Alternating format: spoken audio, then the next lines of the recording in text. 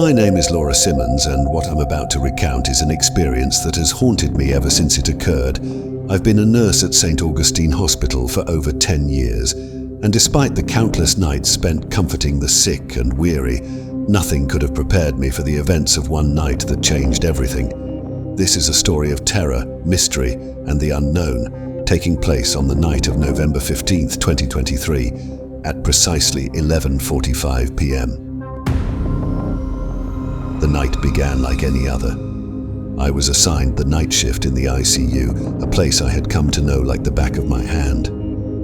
The ICU at St. Augustine is a quiet, dimly lit place at night, with the soft beeping of monitors and the occasional shuffle of feet breaking the silence. My colleagues that night were Dr. Andrew Clark, a seasoned physician with a kind demeanor, and Nurse Amy Carter, a bright and cheerful nurse who always managed to lighten the mood. At 8 p.m., the shift officially started. We did our usual rounds, checking on patients, updating charts, and ensuring that everything was in order.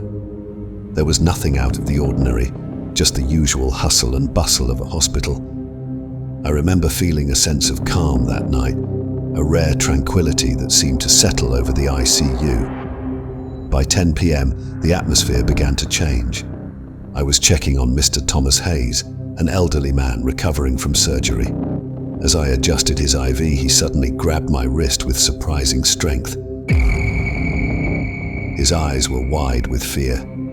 "Nurse Laura, you have to get out of here," he whispered urgently. "It's not safe. They're coming." "Who's coming, Mr. Hayes?" I asked, trying to keep my voice calm. "The spirits. They haunt this place. Please, you have to leave." I reassured him, attributing his fear to the medication and his weakened state. But his words left a mark on me, a sense of unease that I couldn't shake off. At around 11 p.m., Amy and I were at the nurses' station, chatting and updating patient charts. Dr. Clark was in his office going over some paperwork. Suddenly, the lights flickered, casting eerie shadows across the walls. Amy and I exchanged uneasy glances. "Did you see that?" she asked, her voice barely above a whisper. "Probably just a power surge," I replied, trying to sound confident. But then, the temperature in the room dropped significantly. We could see our breath misting in the air. A cold draft swept through the ICU, sending shivers down our spines. We looked around, trying to find the source of the draft, but there was nothing. "Maybe we should check on Dr. Clark," Amy suggested. We made our way to Dr. Clark's office, but as we approached, we heard a strange noise. It sounded like whispers, low and indistinguishable, coming from the walls themselves. We knocked on the door, but there was no answer. "Dr. Clark," I called out, pushing the door open. The office was empty, but the whispers grew louder. Papers were scattered across the desk, and the chair was overturned. There was a sense of urgency in the air, as if something terrible had happened. At 11:30 p.m., the power went out completely. The emergency lights flickered on, casting long, menacing shadows. The whispers intensified, echoing through the corridors. Panic began to set in among the patients, their cries for help mingling with the ghostly whispers. Amy and I hurried to check on the patients, trying to calm them down. As we moved through the ICU, I noticed that Mr. Hayes was missing. His bed was empty, the sheets neatly folded as if he had never been there. "Amy, did you move Mr. Hayes?" I asked, my heart pounding. "No, I thought he was in his bed," she replied, her face pale with fear. We searched the ICU, but there was no sign of him. It was as if he had vanished into thin air. The whispers grew louder, almost deafening, and I felt a cold hand on my shoulder. At 11:45 p.m., we decided to check the security footage. We made our way to the security room, our footsteps echoing in the eerie silence. The whispers followed us, growing more intense with each step. In the security room, we found the monitor showing static, Frantically, we rewound the footage to find any clue about Mr. Hayes' disappearance. What we saw chilled us to the bone. The footage showed Mr. Hayes sitting up in his bed, looking around nervously. Then, a shadowy figure appeared at the foot of his bed. It was indistinct, but its presence was unmistakably malevolent. Mr. Hayes seemed to be talking to it, his face contorted in fear. Suddenly, the figure reached out and touched him, and Mr. Hayes vanished. The figure turned towards the camera, and for a brief moment we saw its face, a twisted, horrifying visage that seemed to stare directly at us. Amy screamed and turned away, tears streaming down her face. I felt a wave of terror wash over me, but I knew we had to stay strong. "We need to find Dr. Clark and get out of here," I said, my voice shaking. We rushed back to the ICU, but the situation had worsened. The patients were in a state of panic, some trying to leave their beds despite their conditions.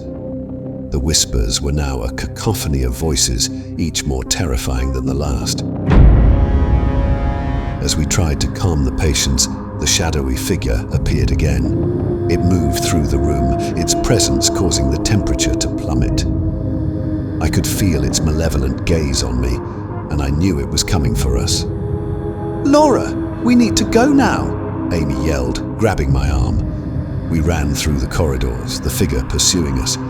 It moved with an unnatural speed, its whispers filling the air with dread. As we turned a corner, we found Dr. Clark lying on the floor, unconscious. "Help me lift him," I said, struggling to keep my voice steady. We managed to get Dr. Clark to his feet, but he was barely conscious. The figure was closing in, its twisted face appearing and disappearing in the flickering lights. "We need to get to the exit," I said, my heart pounding. At 12:15 a.m., we reached the main entrance of the hospital. The doors were locked, and the keycard system was offline due to the power outage. We were trapped, with the figure closing in on us. "We have to find another way out," Amy said, her voice trembling. We ran through the darkened halls, the figure's whispers echoing around us. As we turned a corner, we saw a door marked "Maintenance." We burst through it, hoping to find another exit. Inside, the room was filled with old equipment and tools. The air was thick with dust, and the only light came from our flashlights. We could hear the figure outside, its whispers growing louder. "We need to barricade the door," I said, grabbing a heavy toolbox. We piled equipment against the door, trying to buy ourselves some time. Dr. Clark was starting to come around, but he was still weak. "What happened?" he asked, his voice barely audible. "There's something here, something evil," I replied. "We need to get out of here." At 12:30 a.m., we heard the sound of footsteps approaching. The figure was trying to break through the door. The whispers were deafening, filling the room with an overwhelming sense of dread. "We need to find another way out," I said, looking around the room. Amy spotted a vent in the ceiling. "We can use that," she said, pointing to it. With great effort, we managed to lift Dr. Clark into the vent. Amy went next, and I followed, pulling the grate closed behind me. The vent was cramped and dark, but it was our only hope. We crawled through the vent, the figure's whispers echoing behind us. The air was cold and musty, and every sound seemed amplified in the confined space. Finally, we reached another grate, and we could see the hospital parking lot below. "We're almost there," I said, trying to stay calm.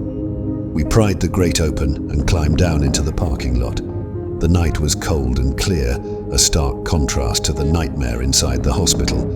We helped Dr. Clark to his feet and made our way to the security booth at the entrance.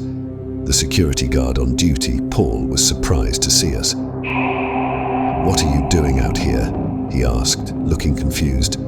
"There's something in the hospital, something evil," I said, trying to catch my breath. "We need to call the police." The police arrived within minutes, and we explained what had happened. They searched the hospital but found no trace of the figure. The patients and staff were all accounted for, but the whispers had stopped and the temperature had returned to normal. The security footage was reviewed, but the moment of Mr. Hayes' disappearance was missing.